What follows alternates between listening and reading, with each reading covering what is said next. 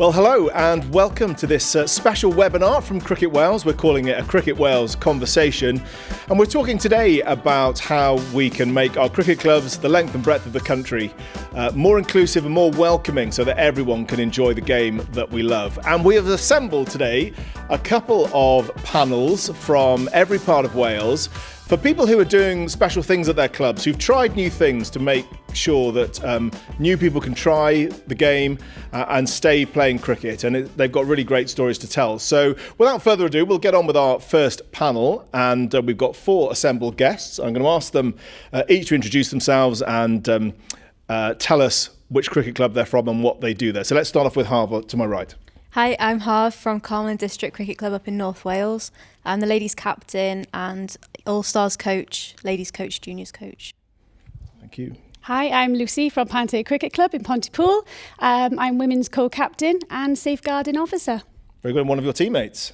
Hi, I'm Erin Roberts from Panteg Cricket Club as well.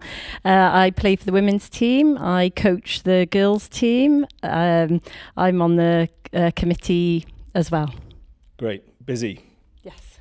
And finally. Hi, I'm Rachel from Cricket Wales. I'm the Women and Girls Development Officer and Girls Pathway Lead covering North and Mid Wales. Very good. Well, it's great to have you all here. Thanks very much for coming along today.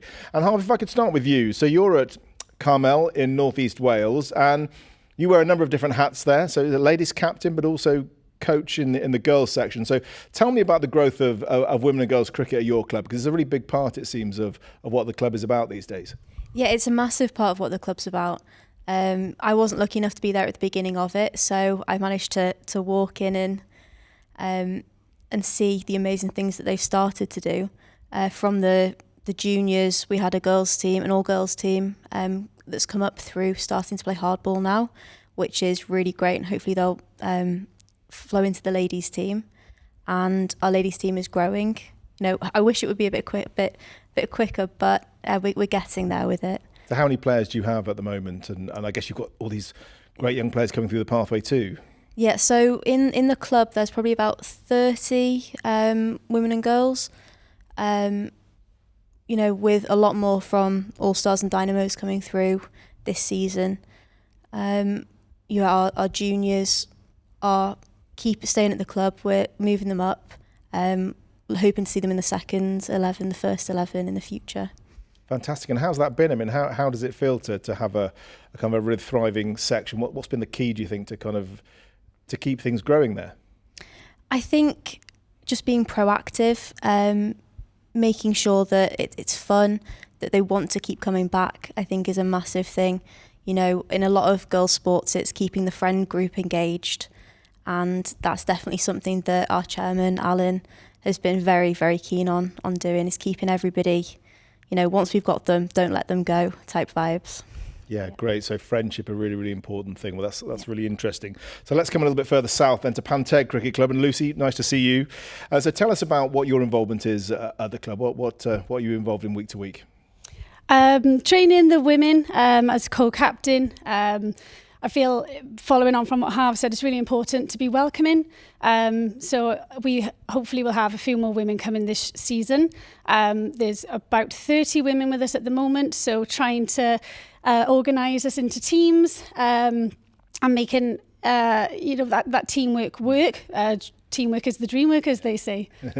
And how did you get involved in the first place? That would be thanks to my partner, Erin. It was a couple of years ago now, I believe, three years ago. It was 2021. You've written that down. You know exactly what date it was. Yes, so Erin invited me along to play cricket, and I'd never held a cricket bat or a ball in my life.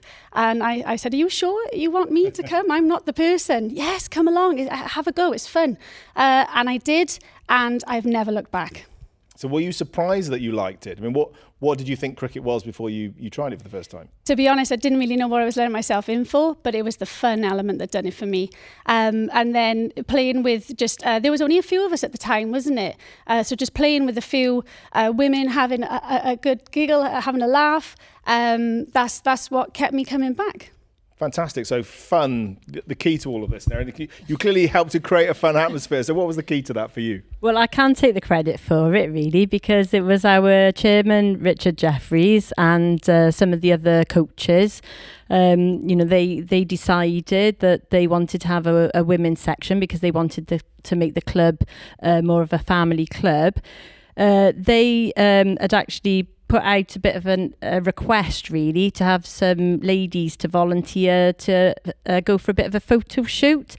And my husband is friends with Richard from school, and he said, "Oh, Erin will do it." I thought, "Oh, thanks for that," where I didn't have a clue. I've never played cricket before. But I dragged Lucy along with me for moral support, and we went and we had some photos taken. I think Lucy said, it was the first time of actually holding a cricket bat. But we enjoyed it. We went along to the training sessions, then joined in with festivals. It was so much fun. We wanted to carry on. So we got all our friends and family members involved as well, and we started playing festivals, then the league, then 2 teams in the league. And like Lucy said, we've got about 30 women now, and we had our first hardball team in the league last year. Wow, fantastic. So you've really taken some big steps forward. Yeah. And cricket can sometimes have this reputation of being a bit stuffy or old-fashioned or complicated even, and technical, and you need to know lots of rules and the laws of the game. I mean, did that put you off at all? How did you kind of get to know the sport in a way that didn't put you off in any way?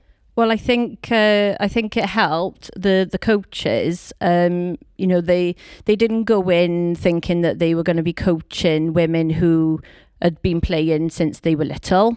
Like, some of the men's teams, they've been playing for years, so they already have that knowledge of cricket.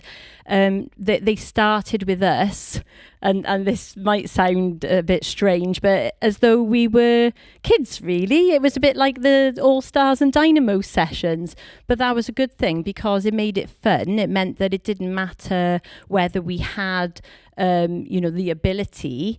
It was for everybody, so we gave it a go, and the more we trained and played, the better we got and the more confident we got, and we started learning the technical things then as well, and we even went on to the coaching courses. So Lucy and I, and one of our other women, Poppy as well, we've all done our cricket coaching. Fantastic. Level, I can't remember what it is level because one, it's changed. It's level one. It's not the advanced one, but we're core. Is Foundation coach or core coach? We've done the core. Core coach, brilliant. Great, excellent, very good. Well, that sounds brilliant. I mean, and by playing the game, you've learned in a fun way without really noticing you're learning, I suppose, is what you're saying there. And Rachel, you work for Cricket Wales, and one of the many things you do is to try and, I guess, help clubs to be welcoming and inclusive and have a really strong offer for women and girls. What are the things that you say to clubs about how they should approach things to make sure that it's a place that women and girls really want to come and play? I think for clubs that are starting new, I think one of the main things I'd say is obviously you want your facilities and things to make a good first impression, so women feel welcome when they're coming in. But that fun element of it is really, really important. You could have the nicest clubhouse in the world, but if people come and don't enjoy the session, they're not going to come back. So many women's teams that we've seen have started through people already involved at the club, whether that's parents or partners of people that are at the club. They're sitting there in the sun on a Friday night and have decided to give it a go themselves. Next thing, they've enjoyed it so much that they're dragging their neighbours, their sisters, their mums, their daughters and everyone they know along, which is where so many women's clubs have started from now. And it does all come down to that fun element. People enjoy it so much that they want other people to enjoy it and get that experience as well. Can I jump in? Yeah, of course. Because Rachel just mentioned about dragging their neighbours along, and actually in Panteg, both my neighbours from either side of me play cricket with us. So yeah, they do literally drag their neighbours along. Wow, that's brilliant. You're a true cricket evangelist. That's amazing. Oh, very, very good. And you were talking about it being fun and just an enjoyable place for women to come to. Part of that is about organising great sessions that are just fun to do, I guess. But what about the environment of the club? I mean, you mentioned the loos or things like that. I mean, does that matter? I think to an extent, yes. Obviously, it's not the be-all and end-all, but for so many women, if you go to a club and everything is designed for men, I mean, most women have experienced some point in their life when they've done something, whether that's in sport or outside of sport, and everything has been designed for men or not for them. So things like having the toilets that are the ladies' toilets aren't an afterthought and they're just as nice. Things like having bins, sanitary products, all that sort of stuff, just make women know that when they come to a facility that they have been thought of and it is a place where they can come and they feel more welcome. So little touches like that really do make a difference for women going into a new environment for the first time. Yeah, how have you guys managed that at your clubs? Well, you talking about the little touches last season, and I'm sure you won't mind me saying, I brought along some artificial flowers and a vase, and I put that in the changing rooms along with a pillow and some gold cut-out butterflies that were all on the wall. So, talk And that's about just inclusion. about making the pavilion and the club just a nice place to be, just a more Absolutely. enjoyable place for families to go to and to hang out and spend a bit of time there. It was enjoyed by all. Lovely, very good, Willie. Fake flowers, maybe that's the key. Fantastic. Harv, you've also been involved in girls' cricket as well. And tell us, what has been the key in your experience in coaching girls to help them feel that cricket is a sport for them? I think coaching girls and boys is completely different. I think boys are very outcome-based, whereas girls love to know the process and why they're doing something. I think if you show them why something is important, they're so much more engaged and they're really ready to put that into action. I think that the focus on outcome is something definitely to move away from, especially with the girls that we've got at our club. They want to know that if they're doing something the right way, then the outcome will follow. That it's not all about winning and being the best. It's about doing the best that you can do, and then the results will follow. Yeah, that's interesting because your teams are winning matches, aren't they? And they're playing in a boys' league as well and doing all right and holding their own. Yeah, they're definitely holding their own. When you watch them play, you're not watching a girls' team. You're just watching a cricket team. And I think that's the biggest compliment you can pay to them. Yeah, really good. And you've talked a lot about friendship as well and that sense of belonging and community. So, I mean, how do you build that? I'm interested to know kind of how you set about doing that. Is there a social aspect beyond the cricket, or I wonder what you emphasise to make sure that people really enjoy coming? Who's going to take that one? Yeah, absolutely. There is a social side of it. I think actually when we first started, the men were very good at making sure that we were included. So one of our very first social events involved us. I think that the brief was that you had to spend £10 in the charity shop and buy an outfit for a person whose name you'd picked out of a hat. So we all went along to the club dressed in these lovely outfits, looking fabulous. And we all had a really good time together, the men and the women together. So that I think helped as well. And since then we've had quite a few socials. So it's definitely part of it. It's not just about cricket. It's about making friends and enjoying your time with your team, whether you're on the pitch or elsewhere. Yeah, and so a sense of family, is that right? I mean, Absolutely. I guess children are coming along to these sessions and they're in the evening as well. And I guess maybe there's men's matches that finish and you all end up together as one cricket family in the clubhouse, I guess. It's exactly that, a cricket family. I feel very fortunate through meeting the women who have participated and joined the team. I can now call them family friends, friends of the family. My children, they'll play cricket with their children, and it's not just about the cricket. On a weekend we'll go to the park. So it's that community feel, it's that sense of belonging, which I think is really important. And you mentioned, Lucy, as well, one of the things that you said was about how you had noticed that some of the girls who were coming along to sessions at the club were from the Welsh medium primary school near to where you live. And so you speak Welsh, and it felt important for you to include Welsh in some of the coaching sessions. Can you tell me a little bit about that and sort of how that worked and why you felt that was a good thing to do to help players belong? Absolutely. I was covering one of Erin's sessions for the All Stars and Dynamos, and I noticed there was a few girls, more than half, who were able to speak Welsh. I knew that they attended the Welsh primary school, so I asked them, I was like, shall we have a session in Welsh? And the answer was yes, I do. So there was a few who spoke English. They didn't mind. I was switching back from the Welsh and to the English. And it was really nice to coach throughout the medium of Welsh. And, for those English-speaking children as well, to hear that and just be familiar and not just to relate that Welsh is taught in school and that's only where you hear it. No, you will hear it out in the wider community. So yeah, it was a fantastic opportunity. That's really great. And Rachel, you're a Welsh learner. Yeah. Tell us what your motivation was for learning Welsh. I think, I'm Welsh and I'm very proud to be Welsh, but can't speak the language. That's always been something that I've wanted to be able to do.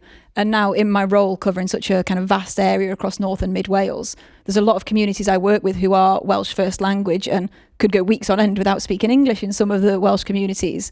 So if I'm going into these places and trying to convince these people to give cricket a go, especially women and girls and teenage girls who, can feel embarrassed very easily and not want to try new things, then I feel like if I can go in there and push myself out of my comfort zone and try, and I'm nowhere near delivering a whole session in Welsh, but if I can get bits of Welsh in there and they see that, I'm giving something a go that I might not be brilliant at, and, hopefully one day I will be good at it, that they might feel more comfortable to give cricket a go and push themselves out of their comfort zone as well. And just little things like speaking, even if it's just tiny bits in their first language, makes them feel more comfortable in those sessions, which is what we all want as coaches, is for players to feel comfortable within our sessions. Yeah, that's really interesting, and I guess it may not be obvious to all of us who are watching this, but what difference does that make to the individual player if they can have that coaching session delivered to them in their heart language, their first language? I think it's like we've said about that sense of belonging and community and feeling at home. I think for anyone, if you said go and try something new, which you've not done before, and then do it in a language which isn't your first language, I would feel really intimidated by that. So just making them feel more comfortable. If we're asking them to try something new, I think making it being as approachable as we can as coaches and making them players feel as comfortable as possible is key to getting the best out of players, whether that's experienced players or people brand new to the sport. And there are other things that clubs can do. I mean, a lot of clubs now are busy on social media and posting. Are there other simple things that clubs could do, maybe just to show that they want to be inclusive, even around the language, that if you are a first language Welsh speaker, you're really welcome, and we'd be, the club would be happy to sort of to speak Welsh and to be inclusive in that way? I think, like you mentioned, social media, I think that's a key part of it, but it's also one of the easier ways, because speaking Welsh kind of face to face, if you're not a fluent speaker, is you've not got any time to react. Whereas on social media, putting your posts out bilingually might take a few minutes longer to write them, but you're opening yourself up to much more, like more newer communities and stuff as well. So I think anything like that to make your club more inclusive, whether that's signage, social media, newsletters, things like that, if we can put them bilingual, then that's a great start to being more inclusive. Yeah, really, really helpful. Great. Well, we've been chatting for about 15 minutes or so now. So what I'd like to do, just to wrap up this little section, is to ask you each individually about one thing that you, from your experience, that you think you would encourage another club to do that would make a real difference in particularly helping women to feel comfortable, and that your cricket club is for them. So should we start down the end with Rachel? Go on, Rachel. What's one thing that a club could do to really make sure their offer for women is really good? And making sure that women know they're included when they walk in, whether that's pictures on the walls or making sure the toilets are clean and there's things like bins in the toilets. Just making sure that women know they're not an afterthought when they walk in, and that cricket is a sport for them as much as it is for the men. Thank you. What do you think? I would say making it as fun as possible. Holding a festival. I think, once Panteg actually got the news out about the women, one of the first things they did was to hold a women's softball festival, and it was really successful, and it meant that people could come along, have a go, and if they liked it, then come to training sessions. Yeah, fantastic. Keep it fun. What do you think, Lucy? Yeah, following on from what Erin said, just give it a go and get talking. Don't be afraid to ask questions. Like I said, I never held a cricket bat or a ball up until 3-4 years ago. So yeah, don't be afraid. The clubs are welcoming enough. We want you on the team. So yeah. Brilliant. And we'll have final word to you, Harv. What would you say? I couldn't agree more with anything that's been said. I think just give it a real go.